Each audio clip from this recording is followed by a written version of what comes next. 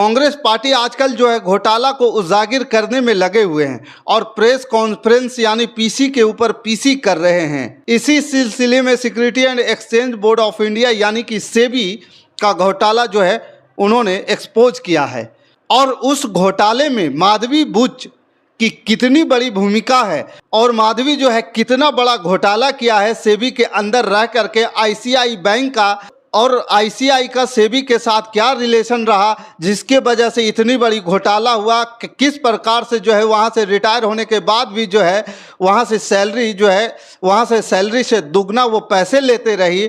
इन सब के पीछे का क्या स्टोरी है और सेबी के जरिए कैसे घोटाला किया गया, उन सभी बातों पर आज हम जो है परत दर परत चर्चा करेंगे और साथ ही ये भी चर्चा करेंगे कि उस पर क्या एक्शन लिया जा रहा है, उस कमेटी में कौन कौन से लोग हैं और उस कमेटी में क्या कार्य किया जा रहा है। माधवी बुच को लेकर के क्या माधवी बुच जेल जाएगी या नहीं जाएगी, इन सब बातों पर आज चर्चा करेंगे। दोस्तों नमस्कार, मैं हूं पवन चंचल और आप देखना शुरू कर चुके हैं जन जोश न्यूज़। अगर आप इसे फेसबुक पे देख रहे हैं तो फॉलो कीजिए और यूट्यूब पे देख रहे हैं तो सब्सक्राइब कीजिए। 90 के दशक में सरकारें देश की अर्थव्यवस्था को दुनिया भर के लिए खोलने पर विचार कर रही थी। साथ ही यह भी सोचा जा रहा था कि देश के नागरिक जो भी पैसा शेयर और बॉन्ड्स में लगाते हैं, उनको निवेश करते हैं, सुरक्षित रहे, निवेश और कंपनी के नियम कायदे में रहे ताकि किसी के पैसे का नुकसान ना हो। इसके लिए साल 1988 में भारत सरकार ने सेबी का गठन किया। गठन के समय सेबी कोई वैधानिक बॉडी नहीं थी, लेकिन 1992 में भारत सरकार ने सेबी को एक वैधानिक बॉडी यानी कि स्टैचुरी बॉडी में तब्दील कर दिया। अब इसी सेबी पर बवाल मचा हुआ है। ताज़ा खबर यह है कि संसद की पब्लिक अकाउंट्स कमेटी यानी कि पीएससी, जिसे हिंदी में लोक लेखा समिति कहते हैं, उसने सेबी के काम धाम को रिव्यू करने का फैसला किया है। इंडियन एक्सप्रेस की खबर के मुताबिक पीएससी ने अपने काम के एजेंडे में सेबी के रिव्यू का भी जिक्र किया है और आसार जताया जा रहा है सेबी के चेयरपर्सन माधवी पुरी बुच को भी पेश होने के लिए कहा जा सकता है। खबरों के मुताबिक सितंबर में पीएससी की पहली मीटिंग हो सकती है। तो इस पीएससी में कौन कौन लोग शामिल है यह भी लिस्ट आप देख लीजिए। इसके अध्यक्ष हैं कांग्रेस सांसद केसी वेणुगोपाल और बाकी सदस्यों में है रविशंकर प्रसाद बीजेपी से, निशिकांत दुबे बीजेपी से, के लक्ष्मण बीजेपी से, अनुराग ठाकुर, जगदम्बिका पाल, सुधांशु त्रिवेदी, सीएम रमेश, अपराजिता सारंगी, अशोक चौहान, तेजस्वी सूर्या, ये सारे लोग बीजेपी से हैं। फिर डीएमके से हैं टीआर बालू, टी शिवा, डीएमके से हैं शक्ति सिंह गोहिल हैं, कांग्रेस से हैं, और अमर सिंह हैं कांग्रेस से, जय सिंह प्रकाश हैं कांग्रेस से, स्वागत राय हैं टीएमसी से, सुखेंदु शेखर हैं टीएमसी से, धर्मेंद्र यादव सपा से हैं और मंगू टॉन हैं। अब सवाल ये है कि माधवी बुच कौन है। 1996 में उनका जन्म हुआ। शुरुआती पढ़ाई मुंबई के स्कूल में हुई। दिल्ली के सेंट स्टेफन कॉलेज से गणित में उन्होंने ग्रेजुएशन एवं आईआईएम अहमदाबाद से एमबीए की पढ़ाई की। 1989 से 92 तक माधवी ने आईसीआई के बैंक में बतौर प्रोजेक्ट फाइनेंस एनालिस्ट के तौर पर काम किया। 1993 से 95 तक इंग्लैंड के वेस्ट चेशायर कॉलेज में लेक्चरर रही, पढ़ाया उन्होंने। 1997 में वो फिर आईसीआई बैंक से जुड़ी और 2006 में आईसीआई की एग्जीक्यूटिव डायरेक्टर बन गई। 2006 में वो आईसीआई सिक्योरिटीज़ से जुड़ी और साल 2009 में आईसीआई सिक्योरिटीज़ की सीईओ बन गई। साल 2011 में आईसीआई से वो अलग हुई और 2017 तक अलग अलग कंपनियों के साथ अलग अलग भूमिकाओं में काम करती रही। साल 2017 में उन्हें सेबी का पूर्णकालिक सदस्य और निर्देशक बनाया गया। साल 2021 में सेबी के सेकेंडरी मार्केट बोर्ड का प्रमुख बनाया गया। 2022 में उन्हें सेबी के चेयरपर्सन नियुक्त किया गया। जिस पद पर वह इस वक्त हैं वो माधवी बुच के पति धवल बुच, जो इस वक्त ब्लैक स्टोन और अल्वारेज एंड मार्शल नाम की 2 कंपनियों के प्रमुख सलाहकार हैं। साथ ही बोर्ड ऑफ गिल्डन नाम की एक कंपनी जो नॉन एग्जीक्यूटिव डायरेक्टर भी हैं। अब आपने पात्रों को जान लिया। इस कहानी की यह जानिए कि पीएससी की जांच और पूछताछ के कारण क्या है। 10 अगस्त 2024 को अमेरिका की फर्म हिंडनबर्ग रिसर्च ने एक रिपोर्ट छापी। रिपोर्ट में इल्ज़ाम लगाए गए कि सेबी चीफ माधवी और उसके पति धवल ने देश से बाहर की कंपनियों यानी कि ऑफशोर एंटिटीज़ में हिस्सेदारी ले रखी है। हिंडनबर्ग ने इल्ज़ाम लगाया कि यह वही कंपनियां हैं जिनके इस्तेमाल अडानी समूह ने अपने शहरों में अपने ही पैसे लगाने के लिए किया। ऐसा करने से अडानी समूह के शेयरों में के दाम बढ़े। ऐसे में यह इस तरह के इल्ज़ाम रिसर्च रिपोर्ट में लगाए हिंडनबर्ग की सेबी अडानी समूह पर लगे पुराने कई आरोपों की जांच कर रही है। ऐसे में हिंडनबर्ग रिसर्च ने कहा कि चूंकि सेबी चीफ खुद अडानी समूह से में पैसा लगाने वाली कंपनियों में हिस्सेदारी ले रखी है, इसलिए सेबी चीफ की पोजीशन हितों के टकराव से भरी हुई है। इस रिपोर्ट के जवाब में माधवी बुच और धवल बुच ने एक साझा बयान जारी किया और इस बयान में यह कहा गया कि हिंडनबर्ग ने जिस निवेश की बात कही है और की है वह साल 2015 में किया गया था। उस समय माधवी और धवल दोनों सिंगापुर में एक प्राइवेट सिटीजन के तौर पर रहते थे और माधवी को साल 2017 में सेबी का सदस्य बनाया गया था।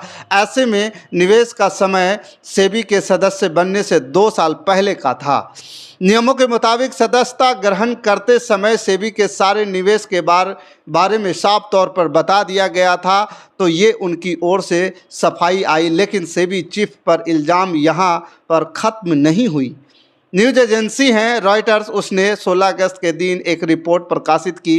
इस रिपोर्ट में पब्लिक डोमेन में उपलब्ध दस्तावेजों का हवाला दिया गया और कहा गया कि 2017 से 2022 तक के अपने सेबी के कार्यकाल के दौरान माधवी बुच अपने पति के साथ मिलकर चला रही कंसल्टेंसी फर्म से रेवेन्यू कमाती रही। राइटर्स ने यह भी कहा कि ऐसा करना सेबी के नियमों का उल्लंघन था।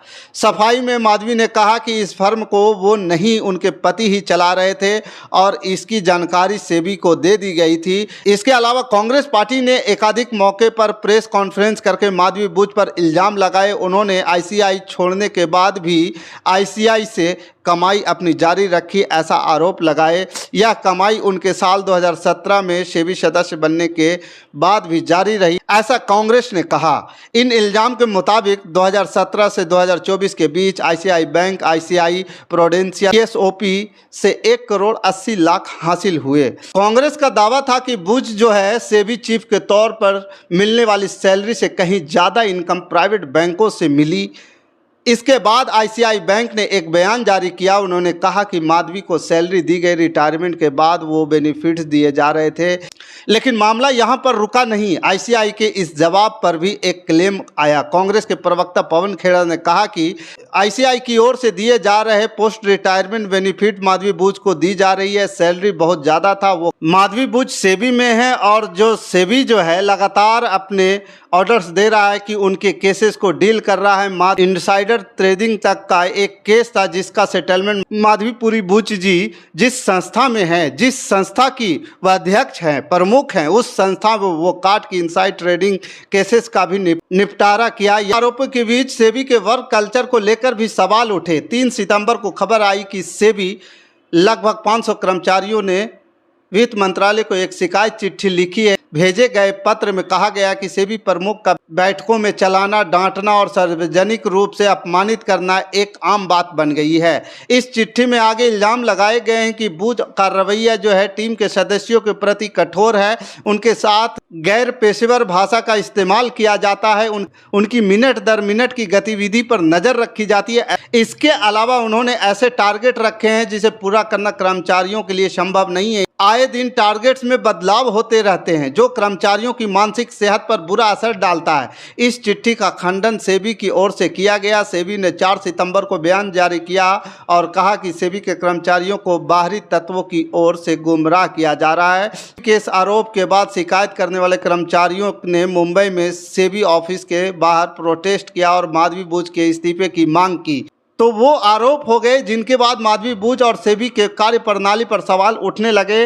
अब पीएससी की जांच पर होगी। पीएससी की जांच में क्या होगा, माधवी बुच पर भविष्य क्या हो सकता है। अब देखिए सेबी के परफॉर्मेंस जो है क्या है उसको रिव्यू किया जाएगा। अब 10 सितंबर को कहा जा रहा है कि जल शक्ति मंत्रालय जो सीएजी रिपोर्ट है उसको लेकर चर्चा होगी। लेकिन इसके बाद जो सूत्रों के मुताबिक जानकारी मिल रही कि सेबी माधवी बुच जो सेबी के चेयरपर्सन हैं उनको भी भुला सकती है, समन कर सकती है। वो बाइंडिंग होगा उनके ऊपर, यानी कि उनको आना पड़ेगा। उसके बाद उनसे पूछा जा सकता है कि जो तमाम आरोप पिछले कुछ समय से लग रहे हैं सीपी के ऊपर चाहे हिंडनबर्ग का रिपोर्ट आता हो, इसके अलावा अडानी इंटरप्राइज के लेकर के आपने जो उनको क्लीन चिट दे दिया है, इसके अलावा जो तमाम चीज़ें निकल कर के आई है, उन्होंने एक प्राइवेट बैंक से सैलरी भी उठाई जब वो सेबी के चेयरपर्सन थी। इन तमाम चीज़ों के लेकर के उनसे बात की जा सकती है। अभी तक उनको सम्मन नहीं किया गया है, लेकिन सूत्रों के मुताबिक इस बात को लेकर के इस पर मंथन किया जा रहा है और आप कह सकते हैं कि संभावना है कि उनको इस कमेटी के सामने पेश होना पड़ेगा।